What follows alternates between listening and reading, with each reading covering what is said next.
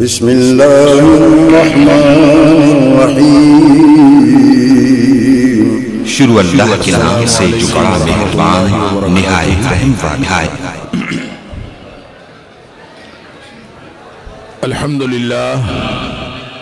الحمدللہ وکفا وسلام علی عبادہ الذین اصطفا۔ اشہد ان لا الہ الا اللہ وحدہ لا شریک لہ واشہد ان محمدا عبدہ ورسولہ صلی اللہ علیہ وآلہ وسلم۔ اللہم صلی علی محمد وعلی آل محمد كما صليت على إبراهيم وعلى آل إبراهيم إنك حميد مجيد۔ اللهم بارك على محمد وعلى آل محمد كما باركت على إبراهيم وعلى آل إبراهيم إنك حميد مجيد۔ أما بعد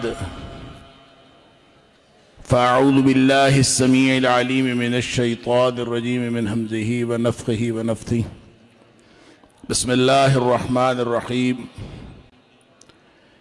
ما كان محمد عبا احد من رجالكم ولكن رسول الله وخاتم النبيين وكان الله بكل شيء عليما۔ صدق اللہ العظیم۔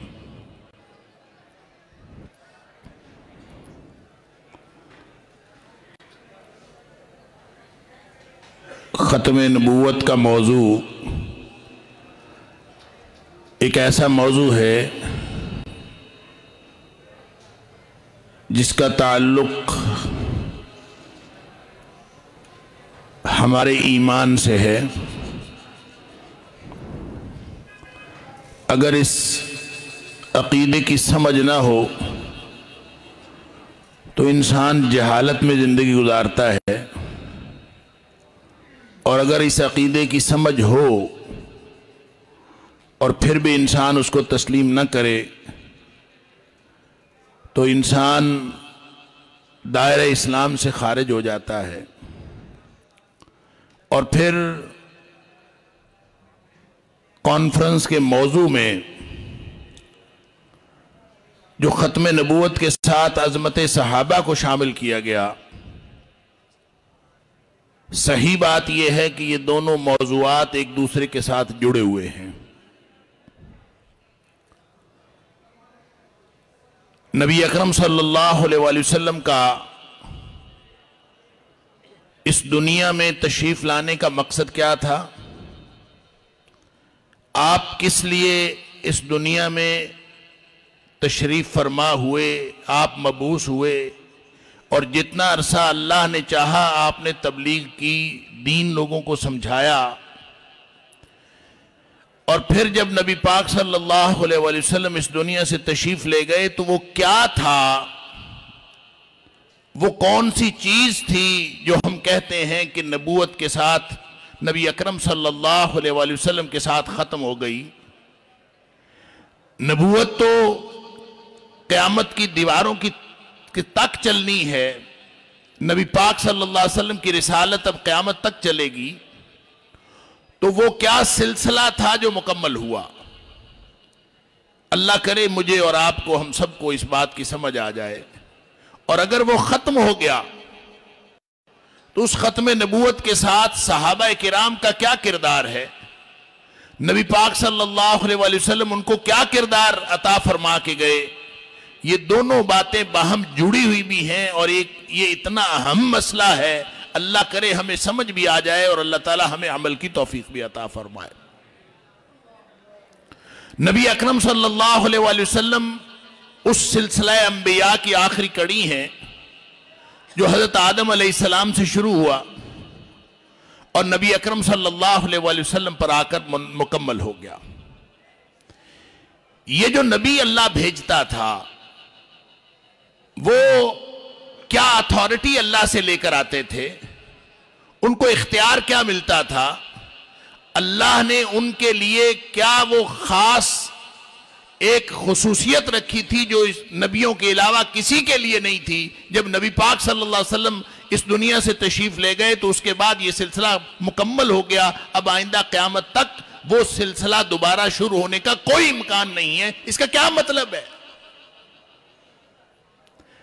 اس کا مطلب یہ ہے، اس کا مطلب یہ نہیں کہ صرف یہ مطلب نہیں ہے کہ نبی اکرم صلی اللہ علیہ وآلہ وسلم کو جو اللہ نے ذاتی اعتبار سے شان عطا فرمایا، وہ ذات کے اعتبار سے جو شان ہے وہ کسی اور کو نہیں ملنی. یہ صرف یہ مطلب نہیں ہے. نبی پاک صلی اللہ علیہ وسلم ذات کے اعتبار سے بھی دنیا کائنات سے افضل ہیں، یہ بات درست ہے. نبی کریم صلی اللہ علیہ وآلہ وسلم چنیدہ ہیں، مصطفیٰ ہیں.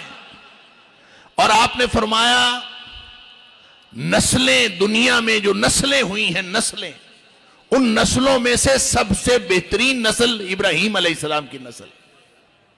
ابراہیم علیہ السلام کی نسل میں سے جو بہترین نسل ہے وہ بنی اسماعیل ہے، بنی اسرائیل نہیں. 3 لڑیاں حضرت ابراہیم علیہ السلام سے آگے چلی. ایک لڑی بنی اسرائیل کہلائی، ایک لڑی بنی اسماعیل کہلائی، اور ایک تیسری لڑی تھی جو ہاجرہ اور سارہ کے علاوہ مورخین نے لکھا ہے کہ حضرت ابراہیم علیہ السلام کی ایک اور بیوی تھی جس کا نام تھا قطورہ. تو وہ جو نسل تیسری چلی وہ بنو قطورہ چلی. یہ نسل ایسی ہے کہ اللہ نے تینوں لڑیوں کے اندر اللہ نے نبوت عطا فرمائی. اور وہ جو مدین یا مدین کہتے ہیں کہ یہ بھی ایک قبیلہ تھا، یہ قبیلہ دراصل بنو قطورہ میں سے تھا. اور جو مدین کے نبی حضرت شعیب علیہ السلام یا دیگر، یہ اصل میں اسی لڑی سے ہیں جو بنو قطورہ، جو بنی اسرائیل ہیں. ان میں سے اللہ نے بے شمار نبی بھیجے، سینکڑوں ہیں یا ہزاروں ہیں اللہ جانتا ہے. حضرت ابراہیم علیہ السلام کے بیٹے اسحاق نبی، ان کے بیٹے یعقوب نبی، ان کے بیٹے یوسف علیہ السلام سارے نبی، اور اس کے بعد حضرت عیسیٰ علیہ السلام تک جتنے انبیاء آئے ہیں یہ سارے کے سارے بنی اسرائیل میں سے آئے.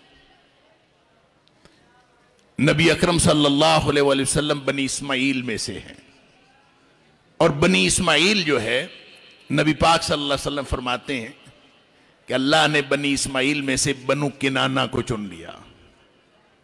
اسماعیل کی اولاد میں سے اللہ نے بنو کنانہ کو چن لیا. سبحان اللہ.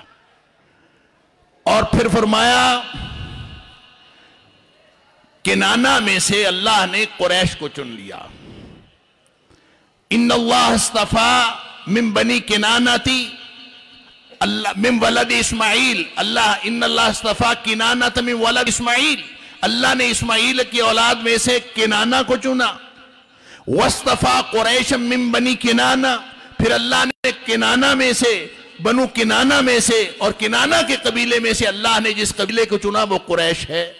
پھر فرمایا واصطفى من قریش بنی ہاشم، اللہ نے قریش میں سے بنی ہاشم کو چن لیا. اب پھر فرمایا واصطفانی من بنی ہاشم، پھر اللہ نے بنو ہاشم میں سے مجھے چن لیا.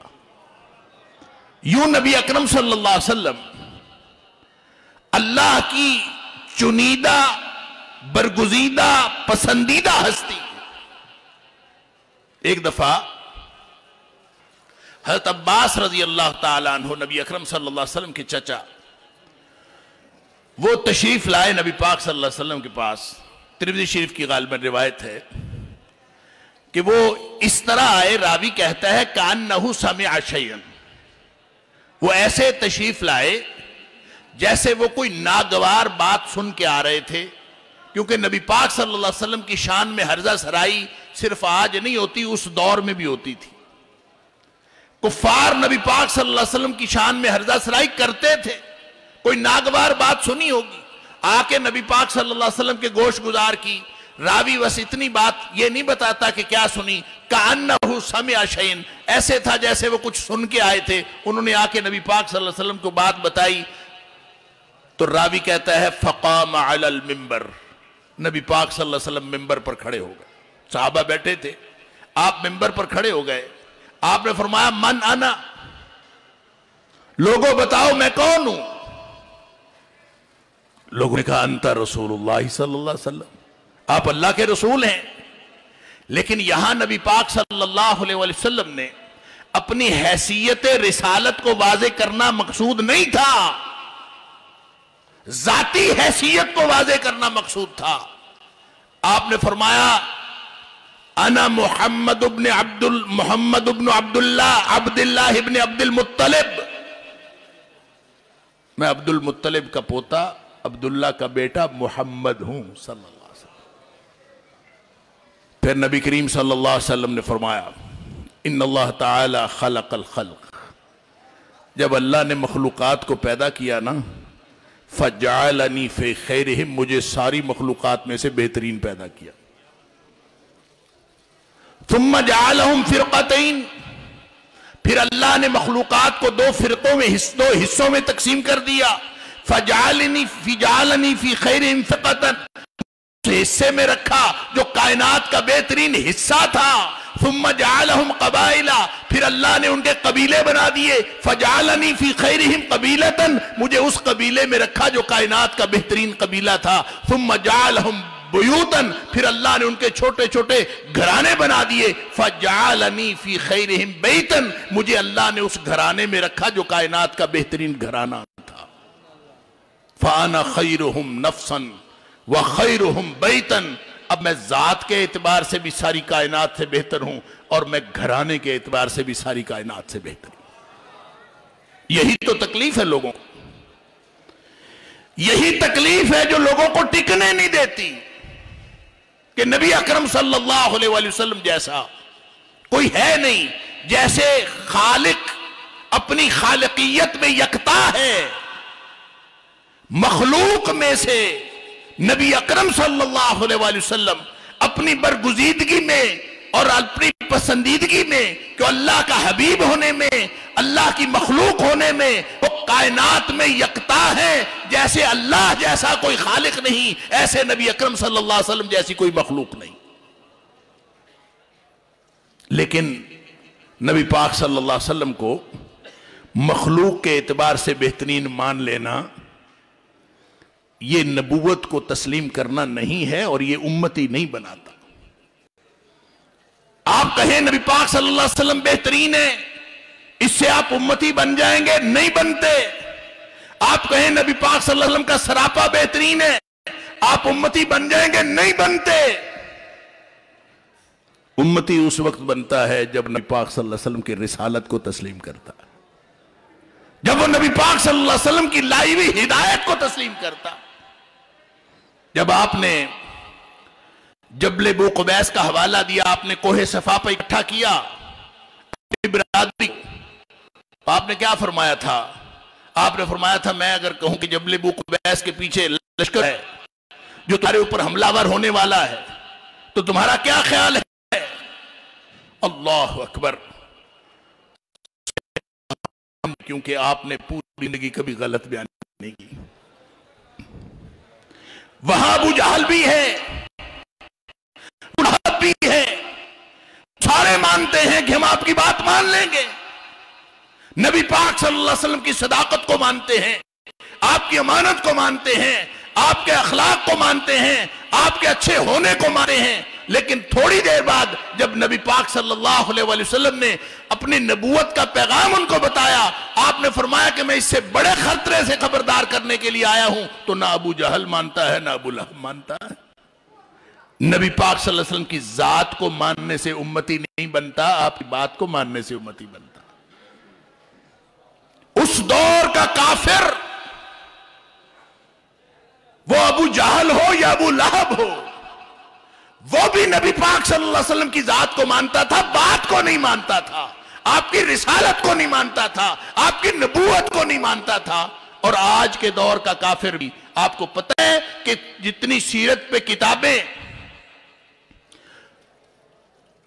کفار نے لکھی ہیں، ہندوؤں نے لکھی ہیں، سکھوں نے لکھی ہیں، عیسائیوں نے لکھی ہیں، تو پھر وہ امتی بن گئے. مائیکل ہارٹ جس نے کتاب لکھی ہے، اس نے کہا دنیا کے 100 بہترین آدمی، دی 100، اس میں اس نے پہلے نمبر پر نبی اکرم صلی اللہ علیہ وسلم کا نام نامی رکھا ہے۔ اس نے کہا تاریخ میں سب سے زیادہ جو مؤثر شخصیت گزری ہے وہ نبی اکرم صلی اللہ علیہ وسلم کی ہے۔ میں پوچھتا ہوں مائیکل ہارٹ یہ کتاب لکھ کے اور پہلے نمبر پر نبی پاک صلی اللہ علیہ وسلم کو لکھ کے امتی بن گیا؟ نہیں بنا۔ کیوں؟ معاملہ نبوت اور رسالت کا ہے۔ نبی پاک صلی اللہ علیہ وسلم کی رسالت کو مانا جائے گا تو پھر نجات ملے گی، پھر کامیابی ملے گی۔ جو نبی پاک صلی اللہ علیہ وسلم کی لائی ہوئی ہدایت کو نہیں مانتا، وہ آپ کی ذات کو مانتا پھرے، اس کا دین اسلام کے ساتھ کوئی تعلق نہیں۔ اب وہ نبوت اور رسالت تھی کیا؟ اس کی حیثیت کیا ہے؟ میں انتہائی اختصار کے ساتھ آگے بڑھتے ہوئے عرض کروں کہ نبی اکرم صلی اللہ علیہ وسلم کی حیثیت اور سارے انبیاء کی حیثیت، وہ جو سلسلہ نبوت اور سلسلہ رسالت مکمل ہوا ہے وہ کیا ہے؟ قرآن کہتا ہے وَمَا أَرْسَلْنَا مِن رَسُولٍ إِلَّا لِيُطَاعَ بِإِذْنِ اللَّهِ۔ یہ جو رسول آیا کرتے تھے، جو آدم علیہ السلام سے لے کر جو آگے سلسلہ بڑھا ابراہیم علیہ السلام اور پھر آگے اسماعیل علیہ السلام، جو اسحاق علیہ السلام، یوسف علیہ السلام، یعقوب علیہ السلام، داؤد علیہ السلام، سلیمان علیہ السلام، موسیٰ علیہ السلام، عیسیٰ علیہ السلام، یہ سارا سلسلہ کیا تھا؟ وَمَا أَرْسَلْنَا مِن رَسُولٍ إِلَّا لِيُطَاعَ بِإِذْنِ اللَّهِ۔ یہ سلسلہ یہ تھا کہ ان ہستیوں کی اتھارٹی یہ تھی کہ اللہ کے حکم سے ان کی اطاعت کی جائے، اللہ کے حکم سے ان کا حکم مانا جائے، جو یہ کہیں لوگ مانتے چلے جائیں۔ نبی اکرم صلی اللہ علیہ وآلہ وسلم، آپ کو بھی اللہ نے یہی اتھارٹی دی کہ اطاعت بھی نبی پاک صلی اللہ علیہ وسلم کی اور اتباع بھی نبی پاک صلی اللہ علیہ وسلم۔ وہ سلسلہ مکمل ہوا ہے۔ دیکھیں، ایک ہوتی ہے اطاعت، ایک ہوتی ہے اتباع، دونوں کا فرق سمجھ لیجئے۔ اطاعت کہتے ہیں تعمیل حکم کو، اور اتباع کہتے ہیں نقش قدم پر چلنے کو۔ اطاعت اللہ کی بھی ہو سکتی ہے کہ وہ عرش سے حکم دیتا جائے، ہم اس کا حکم مانتے جائیں، اطاعت ہو سکتی ہے، لیکن اتباع اللہ کی نہیں ہو سکتی، اس لیے کہ نہ اللہ نظر آئے، نہ اللہ ہمارے سامنے، نہ ہم اللہ کو دیکھ سکیں، نہ ہم اللہ کی کسی قدم کو دیکھیں، نہ اس کی قدم کے کسی نقش کو دیکھیں، نہ ہم اس کی پیروی کر سکیں، لہٰذا اتباع اللہ کی ہو ہی نہیں سکتی، صرف اطاعت ہو سکتی تھی۔ اب سن لیجئے، فرمایا قُلْ إِن كُنْتُمْ تُحِبُّونَ اللَّهِ۔ اس کائنات میں اتھارٹی صرف اللہ کی تھی، اس نے اپنے نبی کو دی۔ قُلْ إِن كُنْتُمْ تُحِبُّونَ اللَّهِ، اے حبیب صلی اللہ علیہ وسلم اعلان فرمائیے، اگر تم اللہ کے ساتھ محبت کا تعلق قائم کرنا چاہتے ہو فَاتَّبِعُونِي يُحْبِبْكُمُ اللَّهُ۔ اللہ کی اتباع نہیں ہو سکتی تو کوئی مسئلہ نہیں ہے، مجھے اللہ نے مبعوث کر دیا ہے، اب جس نے اتباع کرنی ہے وہ میری کر لے۔ نتیجہ کیا ہوگا؟ نتیجہ یہ ہوگا کہ یحببکم اللہ، اللہ تمہارے ساتھ محبت کرنا شروع کر دے۔ رہ گئی اطاعت، اطاعت تو اللہ کی ہو سکتی ہے، لیکن اللہ نے فرمایا سنیے تو صحیح، کیا اتھارٹی دی ہے نبی پاک صلی اللہ علیہ وسلم کو، کیا رسالت ہے، کیا نبوت ہے، کیا شان ہے؟ فرماتا ہے من یطع الرسول فقد اطاع اللہ۔ تم ایسے کرو، اطاعت بھی رسول کی کر لیا کرو، اللہ کی اطاعت کا حق ادا ہو جائے گا۔ من یطع الرسول فقد اطاع اللہ، جس نے رسول اللہ صلی اللہ علیہ وسلم کی اطاعت کر لی، اس نے اللہ کی اطاعت کر لی۔ اب نتیجہ کیا نکلا؟ رسالت کو ماننے کا مطلب یہ ہے کہ اطاعت بھی اللہ کے رسول صلی اللہ علیہ وسلم کی، اتباع بھی اللہ کے رسول صلی اللہ علیہ وسلم کی۔ یہ سلسلہ رک گیا۔ ختم نبوت کا مطلب کیا ہے؟ سن لیجئے، ختم نبوت کا معنی یہ ہے کہ اب نبی اکرم صلی اللہ علیہ وآلہ وسلم کے بعد کائنات میں قیامت تک کوئی ایسی ہستی نہیں آئے گی جس کا کہا ہوا قانون ہو، جس کی بات جس کا حکم ماننا لازمی ہو، جس کی بات کی اتباع کرنی لازمی ہو، اطاعت اور اتباع صرف نبی پاک صلی اللہ علیہ وسلم کی، اب قیامت تک ایسی کوئی ہستی نہیں آئے گی۔ اور اگر کوئی یہ سمجھے کہ نبی پاک صلی اللہ علیہ وسلم کے بعد کوئی ایسی ہستی آ سکتی ہے، کوئی چھوٹا، کوئی بڑا، کوئی لولا، کوئی لنگڑا، کوئی آنے والا، کوئی جانے والا، کوئی مشرق کا، کوئی مغرب کا، کوئی یہ سمجھے کہ کسی کا کہا ہوا قانون ہے، کسی کی بات مانی جا سکتی ہے، کسی کی اطاعت اس کو سول اتھارٹی سمجھ کے، اس کو تنہا اتھارٹی سمجھ کے اس کی بات مانی جا سکتی ہے، اگر کوئی شخص یہ عقیدہ رکھے تو وہ نبی اکرم صلی اللہ علیہ وسلم کے حق نبوت میں ڈاکہ ڈالتا ہے۔ ختم نبوت کا معنی یہ ہے کہ قیامت تک کے لیے ایسی ہستیاں آنیاں بند ہو گئیں۔ اب کوئی کہے کہ میں فلاں کو مانتا ہوں، کوئی کہے کہ میں فلاں کی بات کو قانون مانتا ہوں، وہ ڈاکہ ڈالتا ہے نبی اکرم صلی اللہ علیہ وسلم کے حق نبوت پر، آپ کے حق رسالت پر، آپ کے حق اطاعت پر۔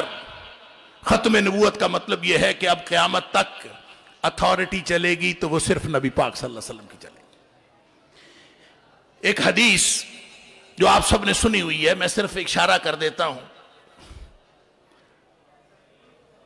مسلم شریف کی حدیث ہے، نبی پاک صلی اللہ علیہ وسلم نے فرمایا فضلت علی الانبیاء بست، مجھے نبیوں کے اوپر 6 باتوں میں فضیلت عطا کی گئی۔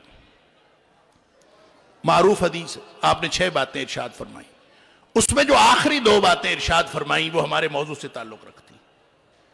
آپ نے فرمایا ارسلت الی الخلق کافہ وختم بی النبیون، مجھے ساری مخلوق کی طرف رسول بنا کے بھیجا گیا ہے اور میرے پہ آ کے نبیوں کا سلسلہ ختم ہو گیا۔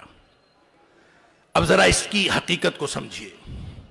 قرآن کہیں کہتا ہے تبارک الذی نزل علی عبدہ الکتاب، نزل علی عبدہ الفرقان لیکون للعالمین نذیرا، کہ یہ نبی اکرم صلی اللہ علیہ وسلم تمام جہانوں کے لیے ڈرانے والے بنے۔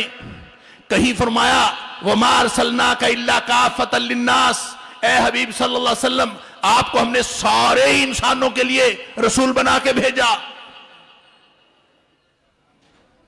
یہ نبی پاک صلی اللہ علیہ وسلم کی اتھارٹی کے جتنی باتیں اللہ نے قرآن میں فرمائیں، ان سب کا خلاصہ یہ ہے جو نبی پاک صلی اللہ علیہ وسلم نے خود فرمایا ارسلت الی الخلق کافہ۔ پتہ ہے اس کا مطلب کیا ہے؟ اس کا معنی یہ ہے کہ میرے سے پہلے رسول آتے رہے، کوئی کسی علاقے میں تھا، دوسرا علاقہ خالی تھا، وہاں ایک اور آ گیا، پھر اس علاقے میں آیا، تیسرا علاقہ خالی تھا، وہاں آ گیا، اس زمانے میں آیا، اس زمانے میں آنے والا اگلے زمانے میں نہیں تھا، کوئی اگلا نبی اس زمانے میں آ گیا۔ زمانوں میں بھی گنجائش باقی رہتی تھی، علاقوں میں بھی گنجائش باقی رہتی تھی، مخلوقات میں گنجائش باقی رہتی تھی۔ کوئی مشرق میں آ گیا، کوئی مغرب میں آ گیا، کوئی عرب میں آ گیا، کوئی عجم میں آ گیا۔ اللہ کے رسول آتے رہے، کوئی کہیں آیا، کوئی کہیں آیا، کیونکہ گنجائش باقی رہتی تھی۔ یہاں نبی آیا تو وہاں نہیں آیا، اس شہر میں آیا تو اس شہر میں نہیں آیا، لہذا جس میں نہیں آیا اس میں ایک اور بھیج دیا، گنجائش تھی نا۔ تو نبی اکرم صلی اللہ علیہ وسلم کو جب رسول بنا کے بھیجا تو کیا نکلا؟ فرمایا ارسلت الی الخلق کافہ۔ اس کائنات میں 2 حقیقتیں ہیں، ایک خالق ہے، باقی ساری کائنات مخلوق ہے۔ فرمایا ایک خالق کو چھوڑ دیجئے، باقی ساری مخلوقات کا رسول بنا کے مجھے بھیجا گیا۔ زمین والوں کا بھی رسول میں، آسمان والوں کا بھی رسول میں، سمندروں میں، خشکی میں، تری میں، پہاڑوں میں، اس پوری کائنات میں، آسمانوں میں، اللہ کے عرش تک ایک اللہ کی ذات چھوڑ دیجئے، وہ خالق ہے، خالق کو چھوڑ کر باقی ساری مخلوقات کا رسول مجھے بھیجا گیا ہے۔ فرمایا ارسلت الی الخلق کافہ، ساری مخلوق کا رسول تو میں ہوں، اب گنجائش کہاں بچی ہے جو کسی اور کو بھیجنا ہے؟ گنجائش بچی کہاں ہے؟ جگہ کہاں باقی بچی ہے ایک اللہ کو چھوڑ کر؟ باقی ساری کائنات کا رسول نبی اکرم صلی اللہ علیہ وسلم ہے۔ فرمایا وَخُتِمَ بِيَ النَّبِيُّونَ، اب گنجائش ہی نہیں بچی، اس لیے نبیوں کا سلسلہ مکمل ہو گیا۔ اللہ اکبر، اب نبیوں کا سلسلہ مکمل ہو گیا۔ قیامت کو کہے گا کہ میں آیا ہوں، وہ ان مخلوقات میں سے تو کسی جگہ کا نبی ہو نہیں سکتا، تو پھر وہ کہاں کا ہے؟ وہ اپنے آپ کو ذلی کہے، بروزی کہے، وہ جو کہے جھوٹ کہے گا، اس سے بڑا جھوٹا کائنات میں کوئی نہیں جو نبی اکرم صلی اللہ علیہ وسلم کے بعد، ختم نبوت کے بعد، نبوت کا سلسلہ مکمل ہو جانے کے بعد جو اس بات کا دعویٰ کرے، اس سے بڑا کافر کوئی نہیں، اس سے بڑا جھوٹا کوئی نہیں۔ اور یہ یہاں ہم نے، یہ جو ملک پاکستان میں رہتے ہیں نا، پاکستان کا آئین کہتا ہے، الحمدللہ ہم اسلامی جمہوریہ پاکستان میں رہتے ہیں، اس کا آئین اسلامی آئین، ہمارا آئین یہ کہتا ہے کہ نبی اکرم صلی اللہ علیہ وسلم کے بعد اگر کوئی شخص نبوت کا دعویٰ کرے، کسی بھی طرح کا دعویٰ کرے، تو وہ جھوٹا ہے۔ میں آپ کو ایک بات عرض کرتا ہوں، شاید کسی کے علم میں نہ ہو اس سے پہلے، میرے پردادا جو تھے مولانا محی الدین عبد الرحمن لکھوی رحمہ اللہ، وہ مرزے کے ہم اثر تھے، اور مرزا غلام احمد قادیانی کے ساتھ ان کی خط و کتابت جاری رہتی تھی۔ مرزا غلام احمد قادیانی نے اپنی کتاب حقیقت الوحی کے اندر ان کا ذکر بھی کیا ہے، آج بھی ایک جو حقیقت الوحی موجود ہے، آپ اس کو پڑھ کے دیکھیں، اس میں جا بجا میرے پردادا کا ذکر ہے، کیونکہ خط و کتابت جاری رہتی تھی۔ کبھی کہتا ہے مولوی محی الدین لکھو کے والا، کہیں لکھتا ہے مولوی محی الدین عبد الرحمن۔ اللہ، یہ مولانا محی الدین عبد الرحمن پتہ کون ہے؟ مولوی محی الدین یہ وہ ہیں جو مولانا عبداللہ غزنوی کے پاس گئے تھے غزنی پڑھنے کے لیے، ان کا نام محی الدین تھا، اور یہ تعلیم حاصل کرنے کے لیے مولانا عبداللہ غزنوی کے پاس گئے تھے غزنی، اور اللہ نے خواب میں مولانا عبداللہ کو بتا دیا تھا کہ پنجاب سے تیرا کوئی شاگرد آ رہا ہے۔ وہ اپنے شاگردوں کو لے کر استقبال کرنے کے لیے باہر آ گئے تھے۔ پھر انہوں نے اپنے اس شاگرد کا نام عبد الرحمن رکھا تھا، انہوں نے کہا تھا میرا نام عبداللہ ہے، تم اپنا نام عبد الرحمن رکھ لو۔ ان کے والدین نے ان کا نام محی الدین رکھا تھا، لہٰذا وہ اس کے بعد محی الدین عبد الرحمن کے نام سے مشہور ہوئے۔ اور پھر اللہ نے ایسی سعادت نصیب فرمائی کہ حج کے لیے گئے ہوئے تھے، مسجد نبوی میں حالت سجدہ میں وفات پائی، جنت البقیع۔ میں ان کا تذکرہ کر رہا ہوں، یہ جو فتوے لگے ہیں نا مرزے پر، اور پھر اس کے بعد فتوے لگتے لگتے اجتماعی طور پر پھر ایک دفعہ ساری ملت اس کے اوپر اکٹھی ہو گئی، یہ بعد کی باتیں ہیں، میں اس سے پہلے کی بات آپ کو بتا رہا ہوں کہ ان کا آپس میں خط و کتابت جاری رہتی تھی۔ تو میرے پردادا نے خط لکھا مرزا کو کہ مرزا، میں نے اللہ سے دعا کی تھی کہ اللہ مجھے مرزے کے بارے میں رہنمائی فرما، یہ کیا بلا ہے، یہ عجیب و غریب باتیں کرتا ہے، یا اللہ تو میری رہنمائی فرما اس کے بارے میں۔ تو اللہ نے میری رہنمائی فرمائی ہے، اللہ نے مجھے خواب میں یہ حقیقت بتائی، ان فرعون و ہامان و جنودہما کانوا خاطئین۔ مجھے اللہ نے یہ بتایا ہے کہ تیرا تعلق فرعون اور حامان کے ساتھ ہے، تو ان کے گروپ میں سے ہے، لہذا انہوں نے یہ فتویٰ لگا کر اس کو لکھ کے بھیج دیا۔ اس کو بڑا غصہ آیا، اس نے آگے سے ایک خط لکھا، اس نے کہا کہ میں نے بھی اللہ سے دعا کی تھی کہ یا اللہ مولوی محی الدین جو لکھوں کے والا ہے اس کے بارے میں میری رہنمائی فرما، تو اللہ نے میری رہنمائی فرمائی ہے کہ اِنَّ شَانِئَكَ هُوَ الْأَبْتَرُ، کہ تیرے دشمن کی نسل نہیں آگے چلے گی. لہذا اس نے پیشگوئی کر دی، اپنے پیروکاروں کو کہہ دیا کہ مولوی محی الدین جو لکھوں کے وہاں ہے اس کی نسل آگے کوئی نہیں چلنی. جس وقت اس نے یہ بات کی اس وقت تک میرے پردادا کے پاس کوئی نرینہ اولاد نہیں تھی. اس نے کر دی. اور چچا جان مولانا معین الدین لکھوی رحمہ اللہ فرمایا کرتے تھے کہ حقیقت الوحی کے پہلے ایڈیشن میں یہ بات شامل تھی، انہوں نے یہ مکالمہ جو ہے اس میں شامل کیا ہوا تھا. پھر کیا ہوا کہ اس کی زندگی میں ہی میرے دادا کی پیدائش ہو گئی، مولانا محمد علی مدنی رحمہ اللہ، ان کی پیدائش ہو گئی. لوگوں نے جا کے اس کو کہا کہ اس کے گھر تو بچہ پیدا ہو گیا ہے، تو کہتا تھا کہ یہ آگے نسل نہیں چلے گی. اس نے کہا چلے یہ ہاں تو بچہ پیدا ہو گیا ہے، اس سے آگے نہیں چلے گی. تو میرے جو دادا تھے نا مولانا محمد علی رحمہ اللہ، وہ تقریروں میں کہا کرتے تھے کہ میں مرزا قادیانی کے جھوٹا ہونے کی دلیل ہوں. اور میں آپ کو بتاتا ہوں کہ وہ میرے دادا تو اکیلے بھائی تھے. میرے دادا کو پھر آگے جو اللہ نے اولاد دی، 4 بھائی اور 4 بہنیں، اور ان کی آگے کتنی اولاد ہے یقین کیجئے آج ہم نے اولاد گننی ہو تو ہمیں گننی پڑتی ہے، وہ عام طور پر ہم گن نہیں سکتے، سینکڑوں میں ہے اللہ کے فضل سے. اور میں بھی یہ کہتا ہوں کہ میں مرزا غلام احمد قادیانی کے جھوٹا ہونے کی دلیل ہوں. اللہ اکبر. یہ نبی اکرم صلی اللہ علیہ وآلہ وسلم کی نبوت کا سلسلہ مکمل ہوا. اب قیامت تک جو بھی دعویٰ کرے گا وہ جھوٹا ہوگا. تو آپ نے نبی اکرم صلی اللہ علیہ وسلم نے، اب میں تقریر کے بالکل آخری حصے پہ ہوں، میری گفتگو کو غور سے سن لیجئے گا. اللہ تعالیٰ مجھے اور آپ کو ہم سب کو عمل کی توفیق دے. نبی پاک صلی اللہ علیہ وسلم اس دنیا سے جاتے ہوئے، کیونکہ نبوت کا سلسلہ تو ختم ہو گیا، آپ نے صحابہ کرام کے مجمع میں فرمایا، اور لوگوں بتاؤ حل بلغتکم، کیا میں نے سارا اللہ کا پیغام پہنچا دیا ہے؟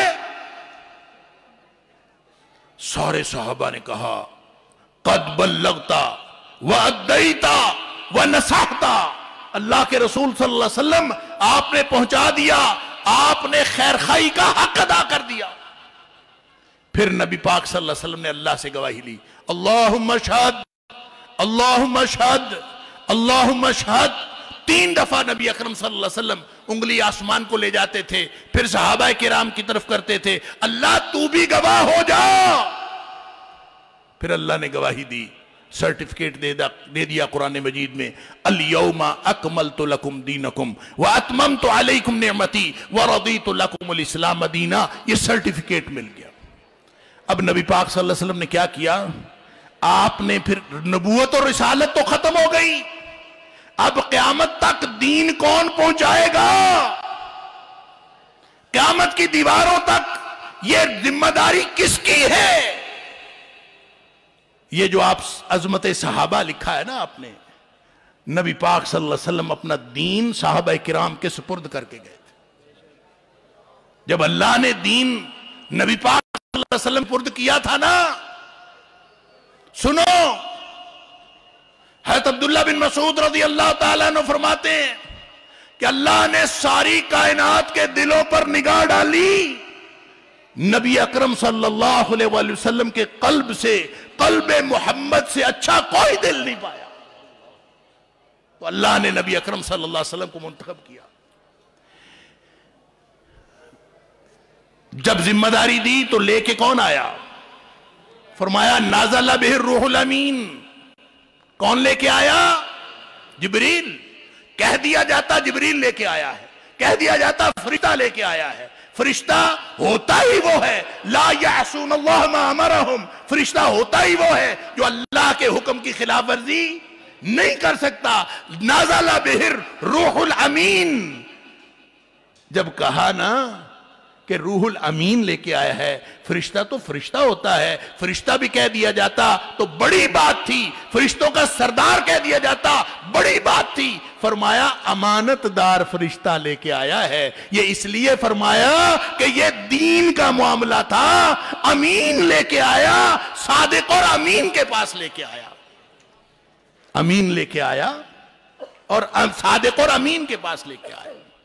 تو پھر کیا خیال ہے وہ آگے ایسے ہی دے کے چلا گیا؟ اللہ اکبر. حضرت عبداللہ بن مسعود رضی اللہ تعالیٰ عنہ فرماتے ہیں کہ قلب محمد صلی اللہ علیہ وسلم کے بعد اللہ نے لوگوں کے دلوں پر نگاہ ڈالی تو سب سے بہترین دل صحابہ کرام کے دیکھے. تو اللہ نے ان کی ڈیوٹی لگا دی. نبی اکرم صلی اللہ علیہ وسلم نے ان کے سپرد دین کیا. فرمایا میں نے پہنچا دیا ہے. فَلْيُبَلِّغِ الشَّاهِدُ الْغَائِبَ، جو جو موجود ہیں قیامت تک یہ میرا دین لوگوں تک پہنچاتے رہیں، جو لوگ موجود نہیں ان تک. سبحان اللہ. لہذا صحابہ کرام ختم نبوت کے چوکیدار ہیں. صحابہ کرام کی ڈیوٹی لگی ہے ختم نبوت کی چوکیداری کی.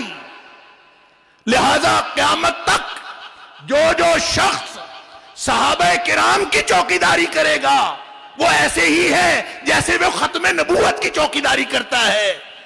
اور اگر صحابہ کرام درمیان سے نکل جائیں، اللہ اکبر، پیچھے کچھ بچتا ہی نہیں. اللہ تعالیٰ معاف کرے جن لوگوں نے صحابہ کرام کو درمیان سے نکالنا چاہا یا نکالنا چاہیں، ان کا نہ اللہ کے دین سے کوئی تعلق ہے نہ ختم نبوت سے کوئی تعلق. آخری بات، اسی لیے نبی پاک صلی اللہ علیہ وسلم نے فرمایا تھا کہ میری امت کے 73 فرقے جب ہوں گے نا تو سارے جہنمی ہوں گے، صرف ایک جنتی ہوگا. وہ کون ہوگا؟ ما انا علیہ واصحابی، جو صحابہ کو درمیان میں رکھتا ہے، جو صحابہ کو چوکیدار سمجھتا ہے، صحابہ کی چوکیداری کرتا ہے، صحابہ کے لائے ہوئے دین پر اعتماد کرتا ہے. کیونکہ اللہ کے رسول صلی اللہ علیہ وسلم نے دین صحابہ کو سکھایا تھا. لہٰذا جو جو صحابہ سے جڑا رہے وہ گویا اللہ کے رسول صلی اللہ علیہ وسلم کے دین کے ساتھ جڑا ہے، اور جو اللہ کے رسول صلی اللہ علیہ وسلم کے دین کے ساتھ جڑا ہے وہ گویا اس کامیابی کے ساتھ جڑا ہے جو کامیابی قیامت تک آنے کے لیے ایک ہی معیار ہے. ما انا علیہ وصحابی، اللہ کے رسول سے جڑ جاؤ اور اللہ کے رسول صلی اللہ علیہ وسلم کے صحابہ سے جڑ جاؤ. اللہ تعالیٰ مجھے اور آپ کو، ہم سب کو یہ توفیق عطا فرمائے. وآخر دعوانا الحمدللہ رب العالمین.